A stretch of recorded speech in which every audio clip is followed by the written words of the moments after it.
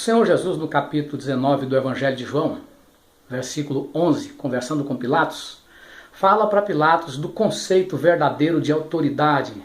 A autoridade tendo em Deus a sua origem e também em Deus a sua finalidade. Você vai percorrer comigo um pouco a história da Bíblia, desde o capítulo 17 de Deuteronômio, para perceber que há 3.400 anos atrás, mais ou menos, a Bíblia já falava da gestão do que é público.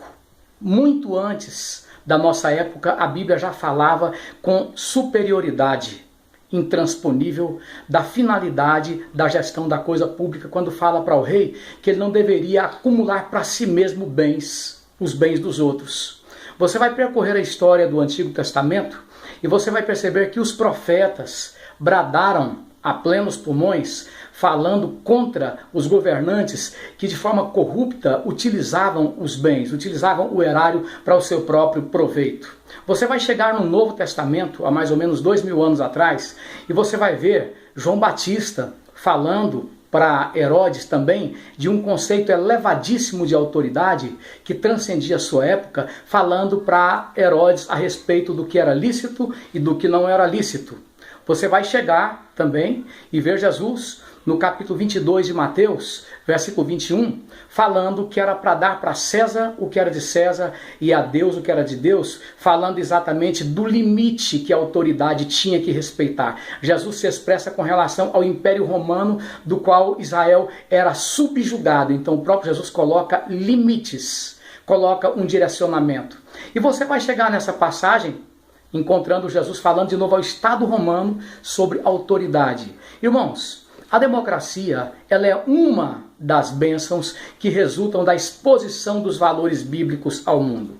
Eu não tenho dúvida nenhuma de que se Paulo, Pedro, João, os apóstolos estivessem no século XXI, eles fariam o uso devido da democracia e protestariam contra os desmandos também. Na época deles não poderiam fazer exatamente como podemos hoje, porque a conjuntura era outra, eles poderiam pagar com a vida, como aliás pagaram pela causa da verdade. A verdade é essa. No entanto, nós como cristãos temos que entender que não é nem um pouco razoável nós cristãos, pastores, ovelhas, estarmos nos prédios que nós apelidamos de igreja no dia das manifestações, enquanto o povo brasileiro geme, enquanto as pessoas estão apodrecendo nos hospitais, enquanto a segurança está largada para as traças, enquanto a educação está condicionada a uma visão de ideologia comunista, destruindo, mergulhando na imoralidade nossas crianças.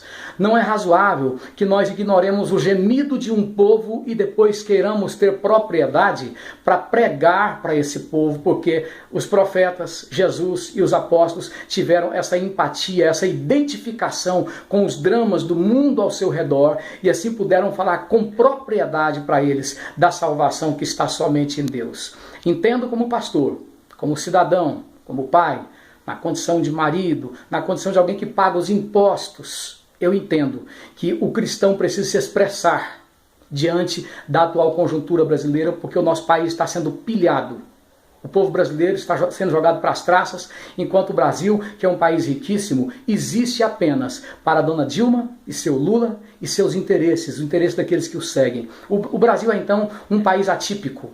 É o único país do mundo que ele tem dois presidentes. Um de fato, que é o seu Lulão, e outro de direito, que é a dona Dilma, que faz o que ele quer, enquanto os brasileiros padecem. Não é nem um pouco razoável que todos os recursos desse país tão abençoado por Deus existam para esse grupo, enquanto nós ficamos calados na condição de homens de Deus, na condição de mulheres de Deus, de famílias que temem a Deus. Eu acredito que nesse próximo dia 13, nós cristãos devemos estar lá, pastores e igrejas, em oração, respeitando as leis, sem quebrar, sem participar de violência, porque somos ordeiros, mas orando para que Deus mude essa situação, porque o Brasil está sem governo, o Brasil está sem presidente. Essa senhora que está no Palácio do Planalto, ela é uma inquilina, cujo contrato venceu há muito tempo no descumprimento das responsabilidades fiscais, no descumprimento com o direito, com as leis que regem a nossa nação.